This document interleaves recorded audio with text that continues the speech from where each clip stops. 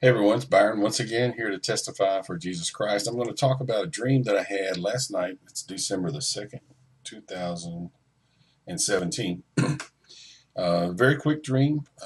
I was in a scene in which I was seeing symbols of Carhartt overalls. Now, Carhartt overalls to me, and this may just be me, but I think it's applicable to many people, represents the outdoors. Carhartt makes some tough material. I have several of their overalls, and it's used to be out into the wilderness, or I've actually bought some for future use in the wilderness. Anyway, at one point in the scene, I saw a lady that I have not seen in probably 15 years, and she had some children with her, and she was in this pit. I'm actually put that on the screen there. This is a pit that has been dug out for the purposes of pulling topsoil out and using it around the area. I've been to this location before. It's been many years. But anyway, if this pit were to get wet, and it could easily become miry clay. Inside this pit, the lady had very small cigarette lighters made by Carhartt, real tiny. They were like the size of a cigarette butt, smaller than you could actually probably operate with your hand. She was striking those cigarette lighters and making a light. She actually gave me one. I struck one, and then I woke up. Um, I've seen a representation of people that are getting very little light before, and it was some people that were working inside a cave. Very little bit of light coming through, and I think that it represents the gospel that people are hearing. They are hearing a gospel that has a little bit of the truth, a little bit of the light, but then for the most part, the rest of it is non-usable or harmful. And I wanted to go to a psalm that came to my mind as I was riding down the road today. It's Psalm chapter 40. I'll begin in verse 1 and go until probably verse 4.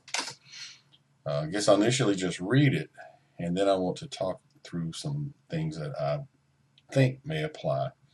And I definitely know that it applies to my life, and I've been in contact with several people over the years. I know that it applies to their life. But let me read that. Psalm chapter 40, beginning of verse 1. To the chief musician, a psalm of David. I waited patiently for the Lord, and he inclined unto me and heard my cry.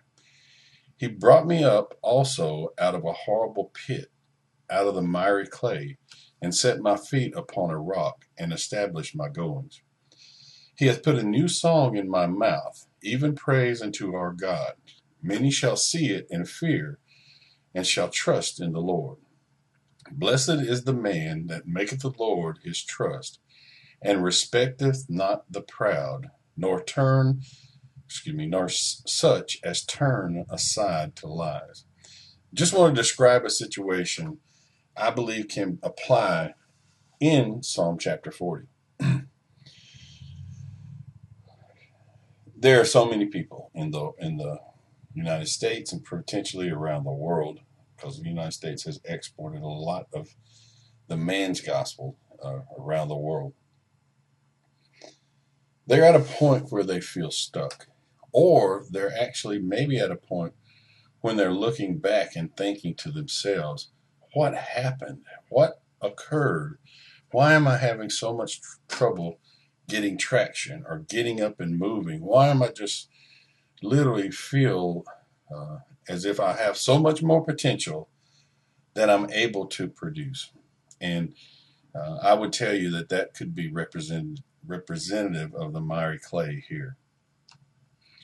Especially as David gets down to the fourth verse, and he says, blessed is the man that maketh the Lord his trust. Now that's a huge difference than making man his trust, or man's gospel his trust, or the institutional church his trust. And then he says, blessed is the man who maketh the Lord his trust, and respecteth not the proud, nor such as turn aside to lies. In 2 Thessalonians chapter 3, you'll find a verse that basically says, if any man does not keep the word of this epistle, get away from him, just freaking have nothing to do with him, that he may be ashamed. Out here in the world today, and you can use the narrow definition of what Paul was talking about in 2 Thessalonians, you can quickly realize the whole body of people that cling to the pre-tribulation rapture teaching. They do not go according to the word of the second epistle of Thessalonians. They don't. And anyone who is in that category, then you would have to start questioning the rest of their theology. They may actually state that Jesus Christ is the Son of God, and that may be almost all they have correct. Because they are the ones that have turned aside to lies, or the New Testament also says that turn aside to fables. That's a fable. But we grew up in this era, and we grew up in this time in which it was popular to believe a lie and to teach fables. And that way you can build a big church, you can have a huge building, and you can keep people within it captive with your invisible bars.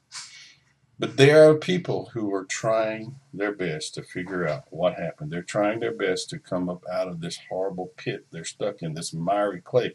They're looking and thinking to themselves, my goodness, what is it that's holding me back? And it's all this baggage they're toting around that's got them.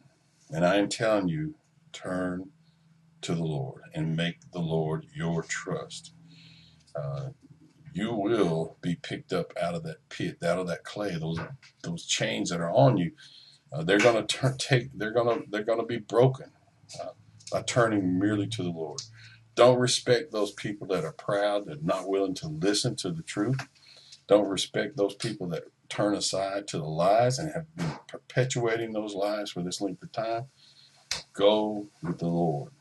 Only go with the Lord. He'll pick you up out of that horrible pit that you're stuck in.